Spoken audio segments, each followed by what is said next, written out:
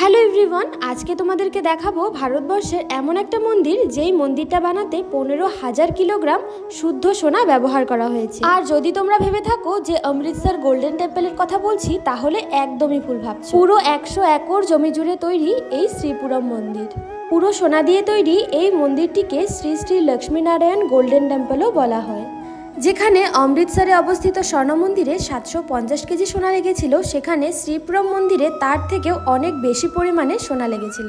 আর মন্দিরের ভেতর প্রবেশ করার সময় কোনো রকম মোবাইল বা ক্যামেরা কিন্তু একদমই অ্যালাউ নেই, তো সেই জন্য আমরা আগে যতটুকু ভিডিও করতে পেরেছি করে নিয়েছিলাম। আর যদি তোমরা এই মন্দিরটা ওপর থেকে দেখো, তাহলে কিন্তু শ্রীপুরম মন্দিরের নকশা স্টার আকৃতির। এই চিহ্নকে শ্রীচক্রও বলা হয়, যার লম্বাই 1.8 কিলোমিটার থেকেও অধিক। ভারতবর্ষের এই সুন্দর গৌরবশালী মন্দির তামিলনাড়ুর ভেলোরে অবস্থিত। এই মন্দিরে শ্রী শ্রী মহালক্ষ্মী বিরাজমান।